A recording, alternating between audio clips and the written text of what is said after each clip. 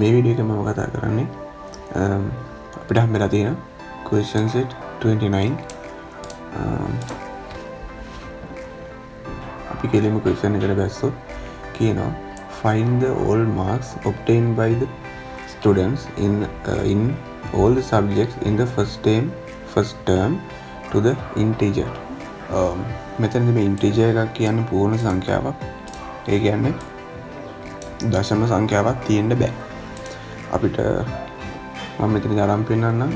first term එකේ අපිට ගත්තොත් first term එකේ මෙන්න විදිහට marks තියෙනවා දශම සංඛ්‍යාව විදිහට.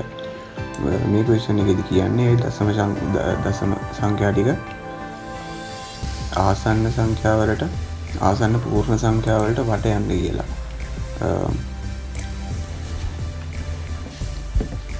ආසන්න පූර්ණ සංඛ්‍යා වලට වට යනවා කියන්නේ අපි මෙතනදී ගන්න පුළුවන් අපි කලින් පාවිච්චි කරා වගේ keyword එකක් තියෙනවා. ඒ keyword එක තමයි round කියන්නේ. ඔය round කියන keyword එක පාවිච්චි කරලා තමයි මේ අර වට යනවා කියන වැඩේ කරන්න තියෙන්නේ. අපි බලමු කොහොමද මේ round කියන keyword එක පාවිච්චි කරන්නේ කියලා. අපිට ලකුණු නේ අවශ්‍ය වෙන්නේ. mark හොයන්න කියන්නේ first term එකේ all subject හැම එකටම ගත්ත ලකුණු ගාන තමයි පූර්ණ සංඛ්‍යා වලට වට යන්න කියලා කියන්නේ. ඒ කියන්නේ අපිට හොයන්න තියෙන ලකුණක් වට යනවා කියන එක අර අපි ආසන්න පූර්ණ සංඛ්‍යාවට වට යනවා කියලා කියන්නේ මෙන්න මෙතනින් මෙහෙම round කියලා keyword එක දාගන්නවා. ඊට පස්සේ අපි සාමාන්‍ය විදිහටම ලකුණු ටික හොයන්න තියෙන්නේ.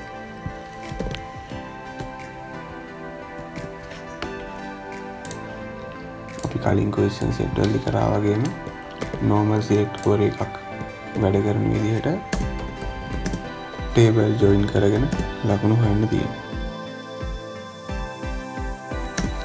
අපිට තියෙන එකම condition එක තමයි term name එක වෙන්න ඕන first term.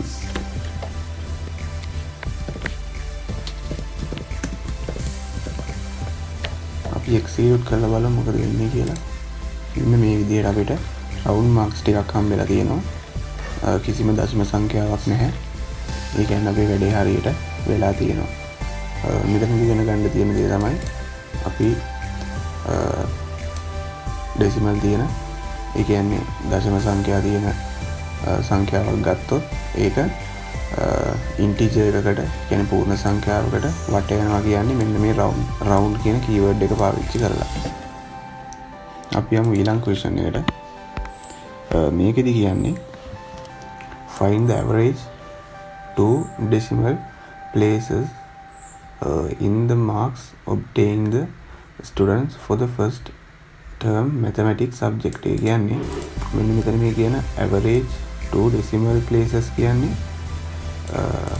ආසන්න දශම ස්ථාන දෙකකට.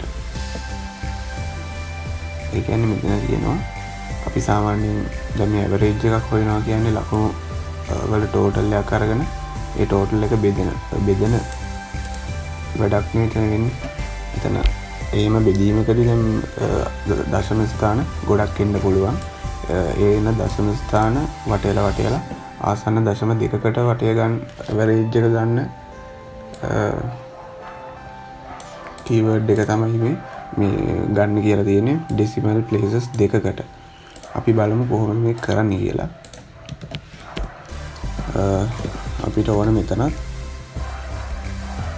දැන් මෙතන අපි ආසන්න දශම ස්ථාන දෙකකට වට යන්න කියන හින්දා අනිවාර්යෙන් අපිට මෙතන round කියන keyword එක ඕන වෙනවා.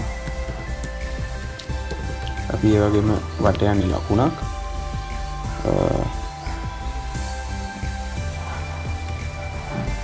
පොඩි දෙයක් අමතක වුණා. average එකක් ගන්න ඕන. average එක ගන්න ඕන හින්දා අපි මෙතනට avg කියන එකක් දෙනවා. අපි දැන් කියන්න ඕන දශම ස්ථාන දෙකකට වට යන හින්දා මෙතනින් මෙහෙම දෙක කියලා දාන්නවා. මෙන්න මේ දෙක දාන එකෙන් තමයි මෙතන දෙක ඉලක්කම මෙතනින් ටයිප් කරන එකෙන් තමයි කියන්නේ අර රවුන්ඩ් අපි රවුන්ඩ් කරන එක දෙකකට රවුන්ඩ් කරනවා කියන්නේ ආසන්න දශම ස්ථාන දෙකකට වට යන්න කියලා. ඊට පස්සේ අපි සාමාන්‍ය විදිහටම අපේ මාක්ස් ටික හොයාගන්නවා.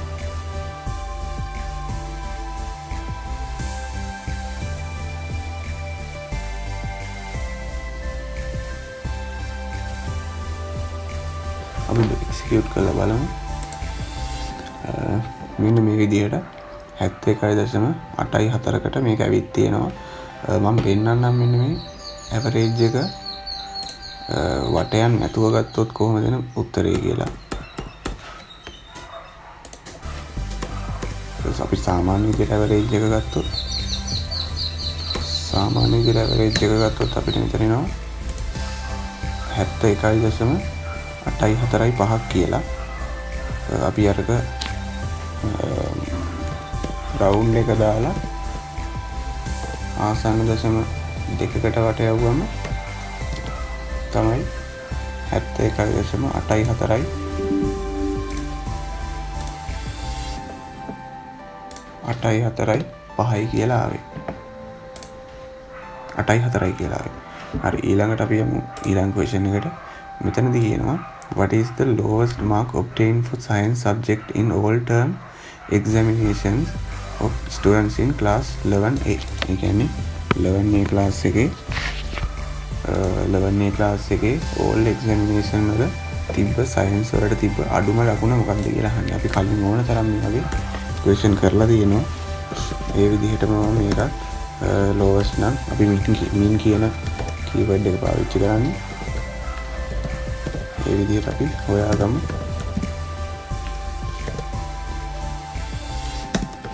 අපිට ඕන විදිහට ටේබල් ටික ජොයින් කරගෙන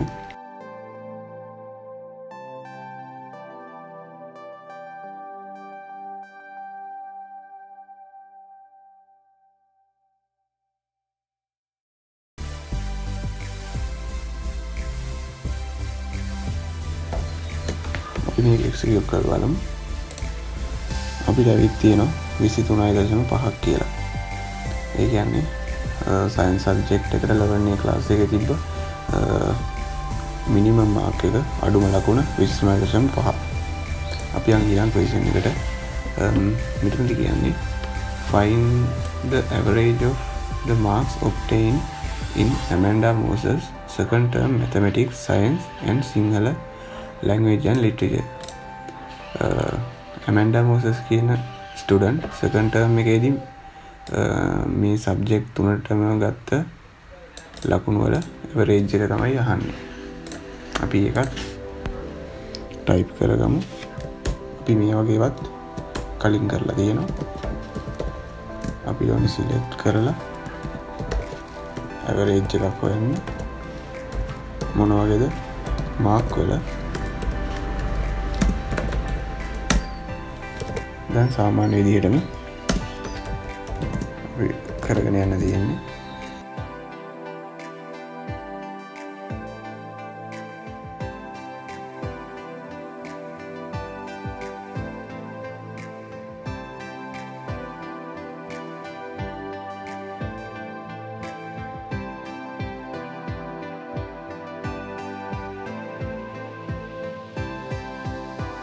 එක්සිකියුට් කරලා බලන්න. අපිට ඇවරේජ් එකක් ඇවිත් තියෙනවා 88.626 ගිහිල්ලා අන්තිමට 7ක් ඇවිත් තියෙනවා. අපිට ඕන නම් මේක පුළුවන් ආසන්න දශම දෙකකට තුනකට කැමති ගානකට වට යන්න පුළුවන්. ඒ වුණාට මේ ප්‍රශ්නේදී අපිට එහෙම කියලා නැහැ. ඒ හින්දා මම එහෙම කරන්න යන්නේ නැහැ. අන්තිම ක්වෙස්චන් එකේදී කියනවා find the average two decimal places in the marks obtained by the students in class 11A in the second term for all subjects. ආසන්න දශම ස්ථාන දෙකකට වට යන්න කියන ඇවරේජ් එක 11A class එකේ second term එකේ subject තුනටම. අපි ඒකත් බලමු.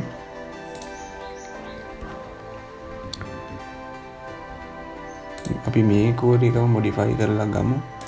අපිට මෙතනදී එලියෙන් දාගන්න පුළුවන් රවුන්ඩ් එකක් 2 ඩෙසිමල් හින්දා දශම ස්ථාන දෙකකට එලියෙන් රවුන්ඩ් එක දානවා.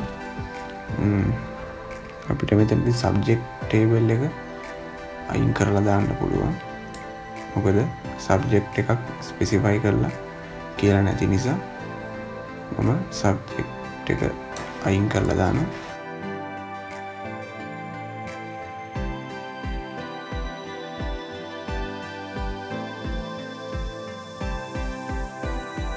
අපි එක්සිකියුට් කරලා බලමු. ඇවරේජ් එකක් ඇවිත් තියෙනවා 77.52කට. ඒ කියන්නේ මෙතන ඇවිත් තියෙන්නේ මේ ආසන්න දශම ස්ථාන දෙකකට තමයි දෙකකට වටේලා තමයි මේ ඇවරේජ් එක ඇවිත් තියෙන්නේ. අපේ 29 වෙනි ක්වෙස්චන් එකත් මෙතනින් ඉවර වෙනවා. ඊළඟට අපිට තියෙන්නේ අපේ 30 වෙනි ක්වෙස්චන් සෙට් එක.